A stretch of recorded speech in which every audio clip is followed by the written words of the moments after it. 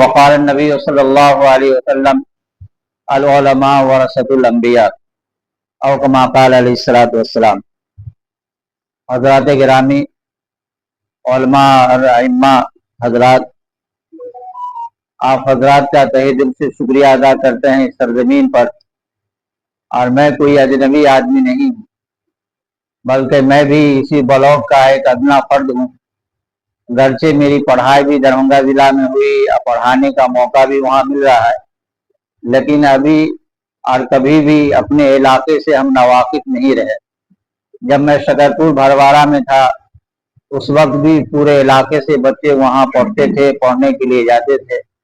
उस वक्त भी गांव और एक एक बस्ती की सूरत हाल से वाक़ियत होती रहती थी। आज जबकि मैं तकरीबन 6 साल से करीब में मदरसा रहमानिया सुपौल में हूँ, तो अपने इलाके के अहवाल से गमगीन भी होता हूँ। आगाहे बगाहे अपने तई और अपने उलमा के तई और जो काम कर रहे हैं उनके तई बड़ी मोहब्बत से मैं पेश भी आता हूँ और मिलने की कोशिश भी करता हूँ। आज इत्तेफाक ऐसा हुआ कि मैंने आज के इस प्रोग्राम की खबर मैंने पढ़ी। मैंने सोचा कि अभी मदरसा बंद भी है, आज तक छुट्टी है, इसलिए मैंने अपनी सआदत समझी कि मैं इसमें जाकर के हाजिरी लगा दूं। इसलिए आप हजरात के नूरानी चेहरे को देख करके काफी खुशी हो रही है। दरअसल आप उम्मत के और मिल्लत के बेही खां हैं, खैर खां हैं, और अल्लाह रब्बुल इज्जत आपसे बहुत बड़ा काम दे रहे हैं। अब मजीद अगर हम उसमें बेहतरी लाने का इरादा करेंगे तो इंशाअल्लाह अल्लाह की मदद भी शामिल हाल होगी। इस सिलसिले में मुझे चंद बातें अर्ज करनी है।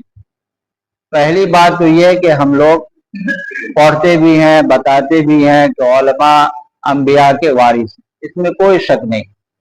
और हम लोग अल्लाह के रसूल सल्लल्लाहु अलैहि वसल्लम के खास तौर पर कार नबूवत के वारिस तो हैं ही, इसमें किसी तरह की कोई शक की गुंजाइश ही नहीं। तो जब हम नबी के वारिस हुए तो नबी के आदात को, अखलाक को, उनके तरीके कार को पढ़ना पड़ेगा। जब हमारे नबी सल्लल्लाहु अलैहि वसल्लम नबी नहीं बनाए गए थे तो उस वक्त से आपने देखा होगा कि उम्मत के कामों के लिए, खिदमत खल के लिए आप सल्लल्लाहु अलैहि वसल्लम ने हिल्फुल फुजूल में शिरकत फरमाई। हिल्फुल फुजूल तारीख इस्लाम का, सीरत नबविया का एक सुनहरा बाब है। और आप पढ़े होंगे कि हिल्फुल फुजूल उस वक्त कायम किया गया था, वो तंजीम उस वक्त कायम हुई थी जब आप सल्लल्लाहु अलैहि वसल्लम नबी नहीं बनाए गए थे, बल्कि उसका मकसद यही था कि मजलूमों के ऊपर जो जुल्म हो रहा है उसको दूर किया जाए, गरीबों की दाद रसी की जाए, जो इंसाफ के तलबगार हैं उनको इंसाफ और अदल दिलाया जाए। इसी मकसद के तहत जब हिल्फुल फुजूल कायम हुआ था तो आप सल्लल्लाहु अलैहि वसल्लम ने उसमें बढ़ चढ़ करके हिस्सा ही नहीं लिया था, बल्कि उस कारवान को आगे बढ़ाने के लिए हर तरह की कोशिशें की। और जब आप सल्लल्लाहु अलैहि वसल्लम नबी बना दिए गए तब फिर उसके बाद क्या कहना। हमेशा उम्मत के फलाह बहबूद के लिए, खैर खाही के लिए, उम्मत को उम्मत बनाने के लिए किस तरह से उन्होंने काम किया है वो सीरत की किताबों में मौजूद है। हम और आप पढ़ते भी हैं, सुनते भी हैं, सुनाते भी हैं। इस सिलसिले में हम लोगों का मिजाज ये बनना चाहिए कि अगर हम हमारे इल्म से, हमारे हुनर से, हमारे ओहदा से, हमारे जाहो मनसब से अगर सिर्फ हमारे बच्चे अगर फायदा उठाएं तो ये कोई कामयाबी की बात नहीं, बल्कि हमारे इल्म से, हमारे हुनर से हमारी उम्मत और मिल्लत को फायदा पहुंचाए। हम लोग इसी मकसद से यहाँ बैठे हुए हैं। आज जिसके अंदर ये मिजाज पैदा नहीं होगा, आका व मौला सल्लल्लाहु अलैहि वसल्लम ने फरमाया, हजरत हुज़ैफा रज़ी अल्लाह तआला अन्हु की रिवायत है, गरचे बाद लोगों ने, बाद मुहद्दिसीन ने इसको ज़ईफ कहा है, लेकिन कसरत तुरुक की वजह से ज़ईफ रिवायत के ऊपर भी बाबे फजाइल में अमल किया जाता है, कराया जाता है, जो आप हजरात ने पढ़ाया होगा। मल्लम यहतम बिअम्रिल मुस्लिमीन फलैसा मिन्ना और फलैसा मिनहुम, कि जो आदमी मुसलमान के मामलात के बारे में गौर फिक्र नहीं करता है, उम्मत हमारी कहाँ जा रही है, मिल्लत के अफराद हमारे कहाँ जा रहे हैं, उसके बारे में अगर हम फिक्र नहीं करेंगे तो वह मजहब इस्लाम में से नहीं है, वह इस्लाम के मानने वालों में से नहीं है। ہم لوگ اسی فکر کو لے کر کے، اسی غم کو لے کر کے بیٹھے ہوئے ہیں کہ ہم تو نماز پڑھ لیتے ہیں، ہم مسجد کو آباد کیے ہوئے ہیں، مدرسہ کو آباد کیے ہوئے، یقیناً یہ بڑا کام ہے، کر رہے ہیں، لیکن ہماری امت کے افراد کا کیا حال ہے؟ آپ صلی اللہ علیہ وسلم نے اس امت کو امت بنانے کے لیے کتنی کوششیں کی ہیں، کتنی محنتیں کی ہیں۔ اس لیے حضرت عائشہ رضی اللہ تعالیٰ نے ایک مرتبہ سوال کیا تھا آقا و مولا صلی اللہ علیہ وسلم سے کہ اللہ کے رسول صلی اللہ علیہ وسلم، آپ کے اوپر سب سے سنگین گھڑی کون سی آئی پوری زندگی میں؟ سب سے زیادہ سنگین گھڑی، سنگین وقت کون سا آیا ہے؟ تو آپ صلی اللہ علیہ وسلم نے ارشاد فرمایا کہ میرے اوپر سب سے لمحات جو خراب آئے ہیں، سنگین گھڑی آئی ہے، وہ اس وقت کی گھڑی ہے جو ہمیں طائف کے سفر میں پیش آیا۔ طائف کے سفر میں آپ صلی اللہ علیہ وسلم کے اوپر کتنی پریشانی آئی، کتنے لہو لہان آپ صلی اللہ علیہ وسلم کو کر دیا گیا، کس لیے؟ تاکہ یہ کلمہ کی دعوت کو پہنچایا جائے اور امت کو امت بنانے کی کوشش کی جائے۔ تو ہم بھی اسی نبی کے ماننے والے ہیں اور اسی نبی کے ہم وارث ہیں، تو ہم لوگوں کے اندر بھی یہی جذبہ ہونا چاہیے اور ہے یقیناً اس جذبے کے اندر مزید ترقی ہونی چاہیے، مزید بڑھوتری ہونی چاہیے۔ ایک بات اور ذہن میں رہے کہ ہم لوگ کہتے ہیں کہ ہم لوگ خادم الدین والملہ ہے، ہم لوگ دین اور ملت کے خادم ہیں۔ ہم کسی مدرسے میں اگر رہتے ہیں، کسی مسجد میں اگر رہتے ہیں، تو یہ سمجھنا چاہیے کہ ہم ملازم نہیں ہیں، بلکہ ہم یقیناً ہم خادم ہیں، ہم خدمت کرنے والے ہیں، اور خدمت کا جو صلہ ملتا ہے وہ اللہ سے ملتا ہے، بندوں سے نہیں ملا کرتا۔ اس لیے ہم تمام لوگوں کا مزاج الحمدللہ ہے بھی، اور یہ مزاج بنانا بھی چاہیے کہ اللہ تبارک تعالیٰ نے ہماری جو روزی روٹی کا مسئلہ حل کر دیا ہے وہ تو ہونا ہی ہے، لیکن دراصل ہم یہ خدمت کر رہے ہیں، خدمت کے جذبے سے ہم کو کام کرنا ہے۔ ہمارے استاد محترم حضرت قاسم صاحب مظفر پوری رحمۃ اللہ علیہ فرمایا کرتے تھے، قاری صدیق صاحب بانوی رحمۃ اللہ علیہ کا مقولہ کہ وہ فرمایا کرتے تھے تو ہم تو امت کے ایک ایک فرد کے لیے جئیں گے مریں گے، یہاں تک کہ وہ کہتے تھے کہ ان کے حیات اور موت میں بھی اور ان کے غم اور خوشی میں بھی ہم شریک ہوتے ہیں، اس نیت سے کہ ہمیں امت کو امت بنا کر کے رکھنا ہے۔ اپنا نقصان ہو جائے لیکن امت نہ ٹوٹنے پائے، یہ فکر کرنا یہ نبی پاک صلی اللہ علیہ وسلم کی سنت ہے، آپ بزرگوں کی سنت ہے، اور ہم تمام لوگوں کو اسی طریقے کے اپنانے میں ہمارا اور آپ کا فائدہ ہے۔ پھر یہ بات یاد رکھیے کہ اللہ کے نبی صلی اللہ علیہ وسلم نے 53 سالہ زندگی مکہ مکرمہ میں گزری۔ آزمائش کا دور ہے، امتحان کا دور ہے، فاقہ کا دور ہے، کبھی اختیاری اور کبھی جو اضطراری کا معاملہ ہے۔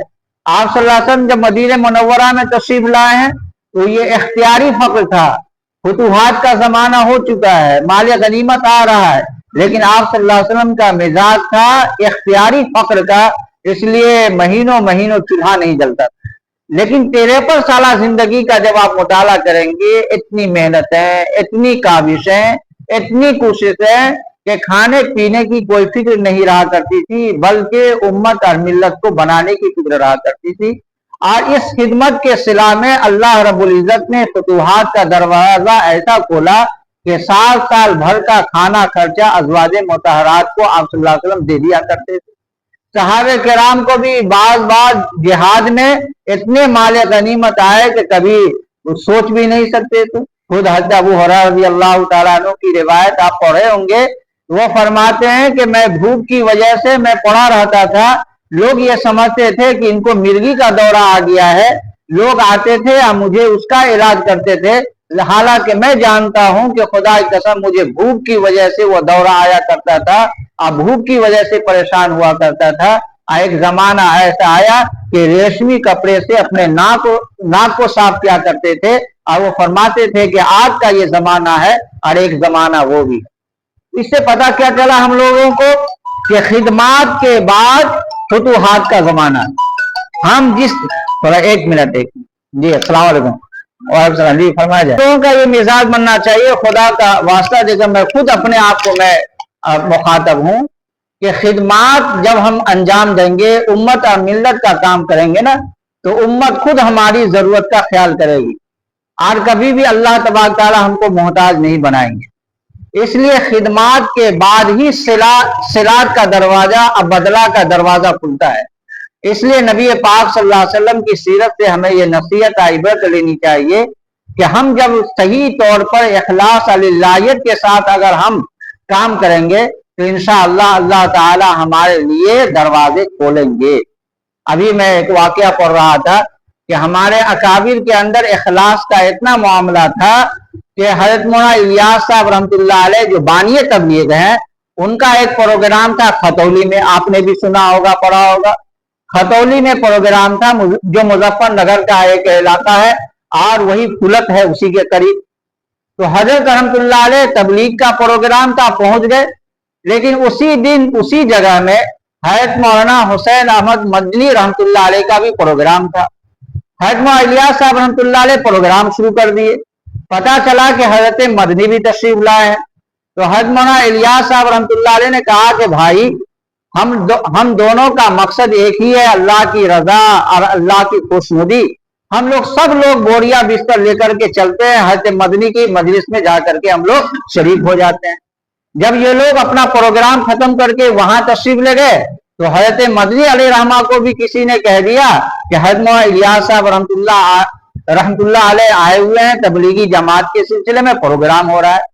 تو انہوں نے بھی کہا کہ اب میرا کوئی پروگرام نہیں ہوگا، سب کے سب چلو اسی جا کر کے تبلیغی اجتماع میں جا کر کے شریک ہو جاتے ہیں. اب معاملہ یہ ہوا کہ دونوں پروگرام میں سے کوئی پروگرام تو نہیں ہوا، لیکن ان اکابر کا اخلاص اللہیت ہم لوگوں کے سامنے چھن کر کے آ گیا کہ دونوں کتنے امت کے تئیں مخلص تھے کہ دونوں کے لیے قربان ہو گئے اور امت کو امت بنانے کے لیے، جوڑنے کے لیے انہوں نے اتنی بڑی قربانی پیش کی. اگر ہم لوگوں کے درمیان ایسا معاملہ اگر ہو جائے تو ہم لوگ اپنے ہی میں مار پیٹ کرنے کے لیے تیار ہو جائیں گے. اس لیے الحمدللہ بڑے اچھے مقصد سے ہم لوگ یہاں جمع ہے. تو سب سے پہلی بات یہ ہے کہ ہم لوگوں کو اللہ تعالیٰ نے جس لائن میں لگا دیا ہے، ہم تمام کے تمام لوگ اپنے مزاج کے اندر داعیانہ مزاج پیدا کریں، داعیانہ کردار ادا کریں. ہم جس لائن میں لگے ہوئے ہیں، صرف ہمارے امیر صاحب کی ذمہ داری نہیں ہے کہ وہ نماز کی دعوت دیں، بلکہ ہمارے بھی ملنے جلنے والے ہیں. آج اپنے فجر کی نماز میں آج نہیں تھے، کیا آپ کی طبیعت خراب ہو گئی؟ اگر یہ مزاج اگر ہمارا پیدا ہو گیا تو امت کا بڑا کام ہوگا. ابھی قاری اللہ صاحب بتا رہے تھے کہ ابھی ایک کام میں وہ اس لیے تاخیر ہو رہی ہے آنے میں کہ ایک امام صاحب کو پچھلے دن غالباً جو ہے وہاں کی کسی آدمی نے مارا ہے، پیٹا ہے، اس وجہ سے کہ وہ ڈی جے کی وجہ سے نکاح پڑھانے کے لیے نہیں گئے. پھر معافی تلافی ہونے کے بعد گئے نکاح پڑھانے کے لیے. اب یہ تو نکاح ہو گیا لیکن وہ دشمنی پر اڑ گیا کہ ہم اس کا بدلہ لیں گے. اب اس امام کے اوپر الزام لگا کر کے رات ہی گزشتہ رات یا پیوستہ رات اس کی مار پیٹ ہوئی ہے. ابھی پنچایت ہو رہی ہے، اسی کی وجہ سے ان کو تاخیر ہو رہی ہے، لیکن وہ تشریف لا رہے ہیں. تو ایسا معاملہ بھی ہو رہا ہے. تو ہم لوگوں کو تو یہ جھیلنا ہوگا. یہ کب ہوگا؟ جب ہم لوگ اپنے اندر داعیانہ کردار پیدا کریں گے، داعیانہ مزاج پیدا کریں گے، امت کو امت بنانے کی ہم فکر کریں گے. صرف اپنی فکر نہ کریں گے بلکہ ہم لوگ پوری امت کی فکر کریں گے اور اسی فکر کو لے کر کے ہمارا آپ یہاں جمع ہے. اللہ کی نعمتوں میں سے ایک بڑی نعمت جو ہم لوگوں کو اللہ نے اس ضلع میں دی ہے، یہ تنظیم علماء و ائمہ فاؤنڈیشن کی شکل میں. اس کے ذریعے سے کتنے غریب بچیوں کی شادی ہوئی، کتنے غریب لوگوں کے لیے علاج معالجہ کا خرچہ پیش کیا گیا، اس کی ضرورت ادا کی گئی یا ضرورت پوری کی گئی، کتنے حاجت مندوں کی حاجت روائی کی گئی. یہ تمام کی تمام تفصیلات تو ہمارے ذمہ دار دیں گے. لیکن اس تنظیم کو اگر ہم لوگ اپنے بلوک لیول پر بھی اگر مضبوط کریں گے تو ایک بڑا کام ہوگا. بس اب چند مثالیں میں دے رہا ہوں. کسی امام کو کوئی تکلیف پہنچی، بیمار ہو گئے، یا ان کے گھر میں کوئی تکلیف پہنچ گئی، کوئی بیمار ہو گیا، آنن فانن اسے پیسہ کی ضرورت ہے. اب اگر ہماری تنظیم مضبوط ہوگی تو ایسی صورت میں ہم تمام لوگ اکٹھا ہو کر کے 10 گاؤں 20 گاؤں کے امام اگر چاہ لیں گے تو ایک بڑی ضرورت اس سے پوری ہو سکتی ہے اور پوری ہوتی ہوئی آئی ہے. پٹنہ میں بھی چل رہی ہے یہ تنظیم، اب بڑی کامیابی کے ساتھ یہ تنظیم چل رہی ہے. وہ تنظیم سے بعض لوگ جو ہے بعض وقت ڈرتے بھی ہے کہ یہ تنظیم جس کی طرف چلی جائے وہی کامیاب ہو جائے گی. یہ تنظیم وہاں بھی چل رہی ہے اور یہ تنظیم ہمارے بلاک لیول پر بھی اگر مضبوط ہو گئی تو بتائیے کہ ہمارے بلاک کا بڑا سے بڑا کام ہوگا یا نہیں۔ اس لیے ہم لوگ ابھی مشورے کی یہ مجلس ہے، ہم لوگ بالکل اخلاص کے ساتھ، للہیت کے ساتھ اور کھلے دل سے ہم لوگ بیٹھیں، جو تجاویز پاس ہو جائیں ہم اس کے اوپر عمل کرنے والے ہو جائیں، اس لیے تاکہ ہم امت کے کام آ جائیں۔ آپ نے پڑھا بھی ہوگا خیر الناس من ینفع الناس، کہ بہترین انسان وہ ہے جو لوگوں کو نفع پہنچائے۔ اگر ہماری ذات سے، ہماری وجاہت سے اور ہمارے کام سے، ہمارے علم سے، ہمارے ہنر سے اگر کسی کو فائدہ پہنچائے تو اس سے بہتر اب کیا بات ہو سکتی ہے۔ اس لیے ہم لوگ سر جوڑ کر کے بیٹھے، آج جو باتیں آئیں اللہ تعالیٰ کے نزدیک، اللہ تعالیٰ جو ہمارے دل میں جو بات ڈالے مشورہ کے بارے میں، آپ نے پڑھا ہے کہ المستشار مؤتمن، کہ جس سے مشورہ لیا جاتا ہے وہ امانت دار ہوتا ہے، اللہ تعالیٰ اس کے دل میں بات ڈالتے ہیں۔ یہ تمام چیزوں کو دیکھتے ہوئے انشاءاللہ ہم لوگ اس بلاک میں اس تنظیم کو کس طرح سے ہم ترقی دیں گے اور کس طریقے سے آگے بڑھانے کی ہم کوشش کریں گے۔ تمام تنظیموں کی ہم عزت کریں، جمعیت علماء آ جائے، امارت شریعہ آ جائے، سب کی ضرورت کو ہم پوری کریں گے، سب کے ساتھ جو خیر خواہانہ ہم برتاؤ کریں گے، لیکن اسی کے ساتھ ساتھ ہم اس تنظیم کو آگے بڑھانے کی ہر ممکن طور پر ہم کوشش کریں گے۔ اگر ہمارے اندر یہ مزاج ہو گیا تو انشاءاللہ بڑا کام اس بلاک میں بھی ہوگا۔ اور سب سے پہلی میں نے درخواست یہی کی کہ ہم تمام کے تمام لوگوں کے دل کے اندر داعیانہ کردار ہونا چاہیے اور داعیانہ مزاج پیدا ہونا چاہیے۔ جس کو اللہ تعالیٰ نے جس لین میں لگا دیا ہے اس کے مطابق ہم لوگوں کو اللہ کی رضا کے لیے کام کرنا چاہیے۔ اللہ ہمیں بھی اور ہم تمام لوگوں کے یہاں جمع ہونے کو قبول و منظور فرمائے، اور کہی ہوئی باتوں پر، سچی اچھی باتوں پر اللہ عمل کرنے کی توفیق عطا فرمائے۔ آمین یا رب العالمین۔